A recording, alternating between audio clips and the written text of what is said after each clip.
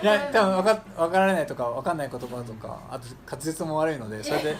聞き返してもらうのはすごいいいと思います。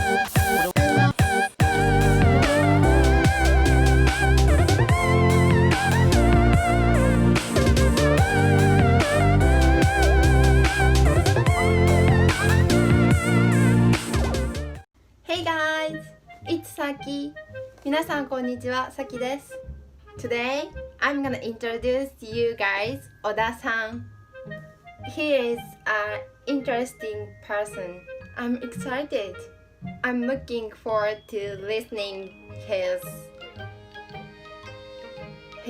story.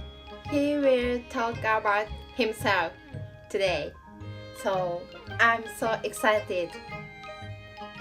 Let's go. お願いします。小田と申します。よろしくお願いします。で、浜田出身なので、浜田とあと江津有福温泉とここ3つ、古民家の一棟貸しの宿を、やってます。で、本業は、地域教育魅力化プラットフォームっていう反民間で、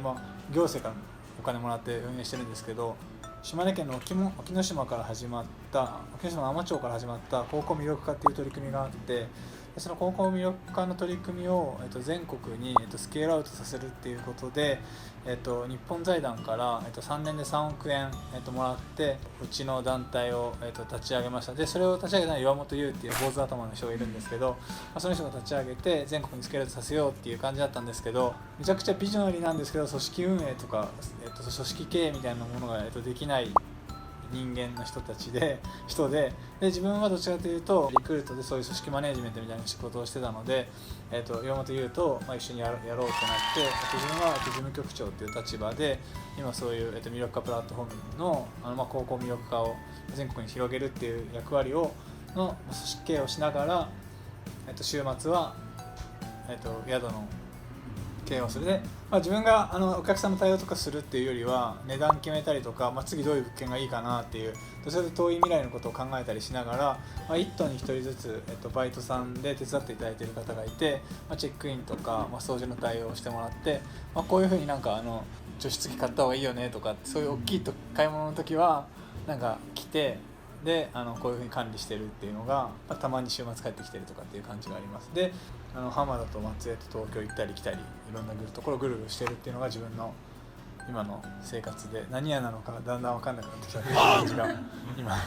で、もともと成り立ちで言うと、小田屋っていう浜田の海沿いに一棟貸しの宿をやっていて、もともとリクルート時代に浜田に帰りたいなと思っていい物件探してたら、海沿いの超かっこいい古民家あるぞってなって、古民家ってやっぱ一期一会なので広島に住んでたんですけど、もう買ってしまえってなって、買ってしまって、でその後東京に転勤をして、で、リノベーションしたんですけど、やっぱり運用していかなきゃいけないよねってなった時に、もともと自分ジャランっていう観光系の部署にいたので、旅行業を取るとか、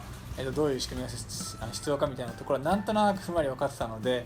それをリノベーションの時にその設計にしてもらって、で旅行業を取って、で一棟貸しの宿にして、で、運営を始めたら、意外にお客さん入ってくるぞっていう状態が今の状態で、江津のすきものさんっていうデザイン事務所さんに、そのリノベーションしてもらったんですけど、そのすきものさんと出会ったきっかけはこのゆるさとで、すきものさんが、ニューヨークから、U ターンしてきたタイミングで、その1棟目がゆるさとだったんですね。でゆるさとが、バー兼ゲストハウスっていう感じで運営してたんですけど、2年ぐらい閉じてたタイミングで自分が、ゆるさとを、運営させてもらって買い取らせてもらって、でクラウドファンディングで、1回全部回収をして、ゆるさとをやって、そしたらもう1回すきものさんがやってたとこ有福の温泉の宿のところがなくなるぞってなったので、じゃあそこ自分買い取りますわってなって買い取ってそんな軽くないですよ。めちゃくちゃ走ったんで今軽く聞こえるんですけどでもお金との戦いもあったんで、全部すきものさんが、ゆるさとと有福屋はもうすきものさんが最初に手がけた物件を 2,3 年止まってたので、もうちょっとお金を出して、もう一回運用できるようになったっていう感じで、2棟目と3棟目はそんなにめちゃくちゃ大きくお金をかけてなく、運営し始めてて、で小田屋も含めて3棟で今、回しているっていう状態が今の状態になります。こういう一棟貸しみたいなところで泊まれる場所がとりあえずは欲しいなとか、この今3棟だけど 5棟から10棟ぐらいまで増やして生活も回るようになったらいいなみたいな感じで考えてるっていう。で自分のなんか心情としては、教育とか、地域教育魅力化プラットフォームなので地域と一緒に教育をしていくっていうで、意思ある未来の若者を育成していくっていうので、中長期の地域づくりみたいなのは、教育でやりたいなと思って、魅力化プラットフォームに入って、でもやっぱ短期で、外貨を稼いでいくってすごい地域が外貨を稼いでいくってすごい大事だなと思って観光もやってたので観光の面白さも知ってるので、そういう観光で短期で外貨外からお金を持ってくる、手段っていう感じで観光っていう感じの、二足のわらじでやらせてもらってるっていうのが、そういう背景としてあるっていう状態です。正式名称忘れたんですけど、地域丸ごとリゾート構想。はいはいはい。これがすごいなと。もともと自分がいた時に古いデータとしてやっぱりジャナンにいた時に、やっぱり岩見と出雲でもう観光客って8割ぐらい出雲部にやっぱり宿泊して、回遊しますし、そうなった時に岩見って観光として魅力的なコンテンツってどこ行ったらいいんだろうってなるじゃないですか。なんとなくあそこあるよとか、岩見銀山行くかみたいな、なんとなく行ってで観光の満足度もやっぱり低くて、で再来訪以降ってもう一回リピートしますっていう再来訪移行率も結構低かったりするんですよ。ってなった時にじゃあ再来訪移行率が高い、観光地とか施設ってどういう施設なんだろうって考えたら、リッツ・カールトンみたいな有名なリゾートホテルってそこのおもてなしだったら美味しいもの食べたくてお金持ちの方が、毎年通うみたいな多分ホテルだと思うんですけど、多分地域が再来訪移行率が低いのって多分地域の人が知ってる美味しい食べ物と、観光客の人が食べている、食べ物がアンマッチが起きてるから多分満足度が低くてって考えたら、地域の人たちが、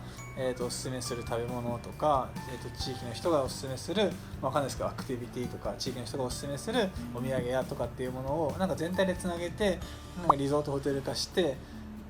で我々はチェックイン機能と、寝るっていう機能だけ、担保して、あとは地域で完結させようっていう、構想を、ずっと前から思ってて、でもその構想って多分3店舗じゃかなわなくて、なんとなく岩見地域に10店舗ぐらいあったら、なんかどこでも行ってでそうしたら地域の人とも宿泊のお客さんも増えるので連携しやすくなるなって。ユースタともそんなに稼働してるわけじゃないので、なんか稼働するかいつ稼働してるかどうか分かんない宿と地域の飲食店で連携しにくいと思うので、なんかまずはこの 5年とか10年で、宿泊施設数と宿泊客数を、まず増やして回るような宿にして、そういう地域丸ごとみたいな感じで地域の人と今後連携していきたいなと思っているっていう、ちょっと夢みたいな構想を描きながら、なんとなく着実に、まではいかないですけど1棟目2棟目3棟目って来てるので、4棟目全然まだ見つかってないですけど、いつか建てれるといいなと思ってるっていうのが、今の構想になります。Thank you for watching my channel and please click the good button and please subscribe my channel. Thank you.